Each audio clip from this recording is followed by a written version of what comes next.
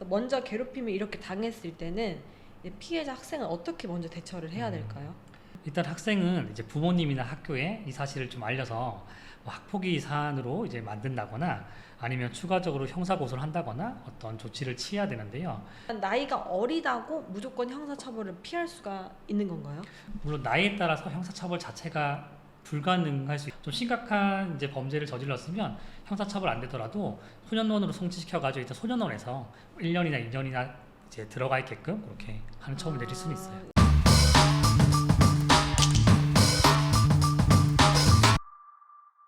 안녕하세요. 네, 고은 변호사 TV의 김희소. 네, 이영렬 변호사입니다. 네, 저번 시간에 이어서 제가 좀 추가적으로 질문을 또 한번 드려볼 텐데요. 네, 네, 가해자 친구들이 음, 장난으로도 한 거다. 네, 이렇게 얘기를 했거든요. 혹시 네. 장난과 폭력을 어떻게 좀 구별할 수 있을까요? 장난과 폭력을 사실 가해자보다는 피해자 입장에서 생각을 해야 되는데요. 뭐 행위를 하는 사람 입장에서 장난으로 받아들일 수 있지만 사실 이제 당하는 사람은 강요, 협박, 폭행이 될 수도 있거든요. 그쵸. 네. 예. 단순히 뭐 어깨를 주물러 달라고 하는 부분도 사실은 하기 싫은 사람한테 어깨를 주물러 강요하는 것은 강요죄가 성립할 수가 있고 또 아, 덩치가 큰 학생이 또 힘이 센 학생이 어깨를 주무르지 않으면 뭐 어떻게 하겠다고 협박을 했다면 두려움을 느끼기 때문에 네, 공포심으로 인해서 이제 행동을 하게 되잖아요. 네. 그런 경우는 이제 형사처벌 대상도 될 수가 있고 이제 음, 보호처분이 나올 수도 있습니다. 네, 그래서 아, 폭행의 범위나 강요의 범위를 생각보다는 아주 넓게 잡으셔야 되는데요. 뭐 어깨를 밀치거나 뭐 머리를 툭툭 치는 행위도 폭행이 될 수 있습니다. 아.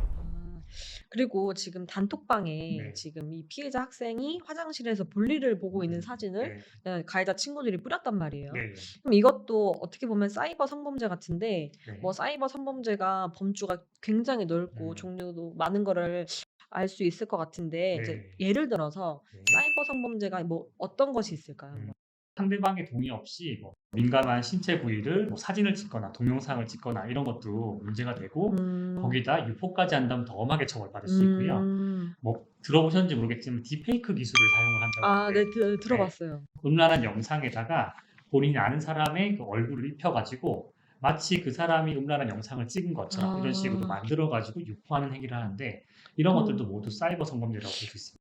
그래서 이 사건 같은 경우에는 이제 가해자 학생들은 어떻게 처벌을 받았나요? 네. 음. 일부 가해 학생들은 4주간 이제 소녀 분리심사와 위탁 처분을 받기도 했었고, 실제로 이제 합의가 된 학생들의 경우는 비교적 처벌 수위가 좀 낮은 처분을 받기도 했습니다. 하지만 일부는 소년 처분, 그러니까 보호 처분을 받는 것이 아니라 형사 처분을 받을 수 있는 나이였기 때문에 네. 검찰에서는 소년부로 송치를 하지 않았고 이제 형사 사건으로 송치를 했었고 뭐 벌금 약식 기소되거나 집행유예를 받았던 케이스도 있었습니다. 음. 그러면 일단 처벌을 받아서 정말 다행이긴 한데요. 네. 일단 이제 학교에서 피해자와 가해자가 다시 만나게 되는 상황이 올 음, 거란 말이죠. 네. 그러면 또 가해자 학생이 괴롭히지 음, 않을까, 또 보복하지 않을까, 네. 피해 학생은 조금 두려울 수도 음, 있어요. 네. 이럴 때는 학교에서 어떠한 대처를 해주나요?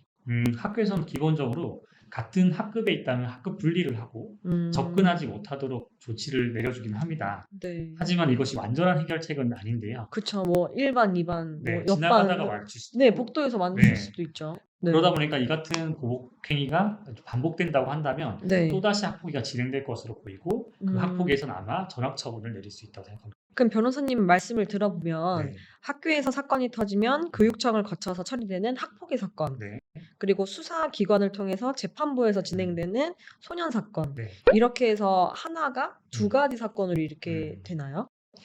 그러니까 항상 두 가지가 같이 진행되는 것은 아니거든요. 네. 그러니까 학폭위 사건의 경우는 성범죄 사건의 경우는 무조건 이제 신고 접수를 해야 돼요. 아, 성범죄인 네, 경우에는. 성범죄의 경우는 네. 경찰에 신고 접수를 해야 되기 때문에 네. 단순 폭행이나 괴롭힘 사건의 경우는 그 피해 부모님이 경찰에 고소 접수를 하지 않으면 학폭위만 진행되고 형사 사건은 진행되지 음. 않는 거예요. 아, 반대로 네. 소년 사건이 학교 밖에서 발생한 소년 사건 때문에 네. 소년 보호 재판을 받는데 학폭위가 같이 진행되지 않을 수도 있는 거예요.